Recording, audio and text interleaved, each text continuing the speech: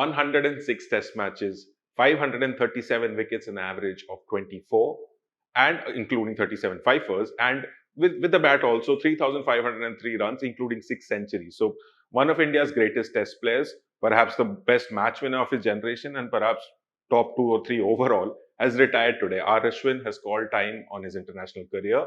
And we don't know the reason why he's done so in the middle of the series, but you saw that emotional hug with Virat Kohli in the dressing room and high praise from Captain Rohit Sharma in the press conference. So I asked, what are your initial reactions? I mean, we've lost one of the most stellar match winners that India has ever had. If I think if you look at this century, I'm not going too far back in time. I'm not going to talk about even Sachin, who retired in the first, in 2013, but or Gavaskar or Kapil Dev. But in this century, from the 21st century since it began, you can count on your fingers how many real match winners there have been. Jasprit Bumrah is a great addition to that. There's been MS Dhoni, of course. There's Virat Kohli. There's Rohit Sharma, and then there's R. Ashwin. And I think what you just kind of when you started the interview, the stats you reeled off are testimony to what a remarkable cricketer he has been, especially in red ball cricket in the 5-day format. 537 wickets in 106 test matches is a staggering stat.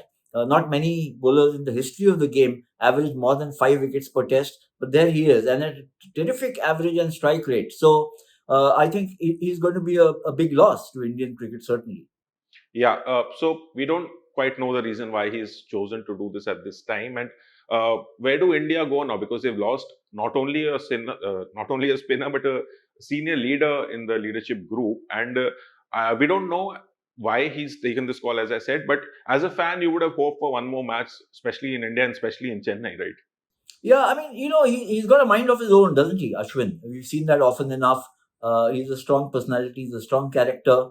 So it's difficult, as you say, to pinpoint as to what kind of triggered off this decision to do it in the middle of a test series. I personally feel he could have waited till the end of the series. I was listening to some of the analysis made by Sunil Gavaskar, and I think he's quite right. He says, look, there's a squad chosen for the tour, and unless the player's injured or is so badly out of form, in which case he may still be part of the squad but not be playing. But to retire in the middle of a series means you're in a sense limiting the options for the captain and the coach going ahead. Now we've seen that happen earlier. This is not the first time. We saw that with MS Dhoni, who in 2014-15 in Australia, where he gave up not just the captaincy, but he gave up Test cricket altogether. So maybe it's something to do with the modern cricketer's mindset. I'm not so sure, but Ashwin has retired from all international cricket. So it's not that he's kept Test cricket away and said I will retire from ODIs and T20s. He's just taken a decision to retire from all cricket. What really triggered this off? I don't know. I think somewhere he may have sensed that he may not have any role to play in the remaining 2 matches, especially with Jadeja making so many coming good with the bat. Though in Sydney, which is a pitch which traditionally helps spinners, one would have thought that India might go back to Ashwin for one last fling, as it were, last throw of the dice if the series is on the edge. And he's also a decent batsman. So I really don't know. We'll have to wait and see after he returns from Australia, because he's not even staying there. He's going to come back immediately after after the Brisbane Test. We'll have to wait and see how he explains the rationale behind his taking this decision. Yeah. So a point about his legacy now.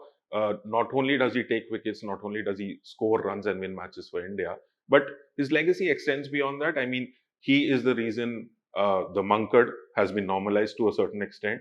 He once retired himself out in the IPL game, and he comes up with innovations in the Tamil Nadu Premier League, and he's still going to play club cricket, franchise cricket, as it may. But what legacy does he leave behind?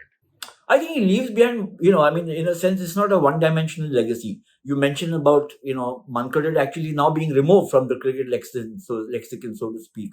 As I mentioned, he's not just a terrific match winner. I mean, his skills as a bowler are now legendary. One thing I want to mention here, Anirudh, is that historically, and when you talk of legacy, we all grew up listening to the exploits or learning about the exploits of the Fab Four spinners that we had, Bedi, Chandrasekhar, Prasanna, and Venkatragman. And somewhere this belief was sunk into our heads that there can't be a better spinner than those four.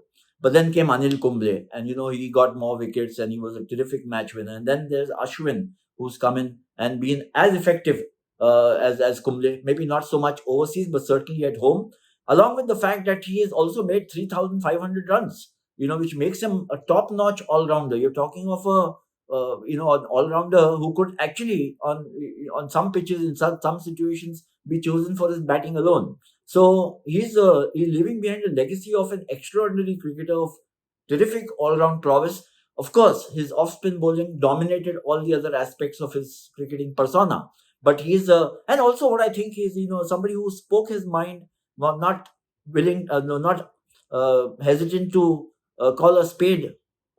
Sometimes he called it a shovel. And as I mentioned, getting Mankadar removed from the lexicon, taking, I think the modern ethos or the modern temperament of cricketers seems to be push the envelope as much as you can. As long as you are still within the framework of the rules of the game, let's push the boundaries and see what happens. And I think Ashwin was one more, votary of that kind of thought process. Yeah, and where do you think he heads now? Commentary gig or a coaching stint? I mean, you saw Rohit Sharma. He told the journalists in the press conference that एक दो साल में ये तुम्हारे साथ ही होने वाला है. Why? एक दो साल में Andre, he's already there. He's pretty much a part of the media, is it? He's got his own YouTube channel, Yeah. where I mean, not that I understand Tamil, but and he also does it in Hindi and English, and they seem to be he's already gathered a huge following on YouTube and wherever else he's putting up his shows. So I see that as a natural extension because he's an articulate person, very articulate, uh, thinks about the game, has got, you might think that he's a great theoretician, but he's also got 15, 16 years of playing experience, which he can, kind of juxtapose to what his, what his demand, what the demands will be for him as a media person. So I think he's going to make a lot of headway there. And then, of course, there is the option of coaching, becoming a coach, because somebody with his enormous experience would be of great value to any team. Of course, right now he's like a ghar wapsi for him and Chennai Super Kings, so everybody will be looking forward to what he does in the IPL. Yeah. So, lastly, I suppose we should also talk about that match. What drama, but unfortunately cut short by rain. I mean, if we did get a full day's play, you could have had a result either way.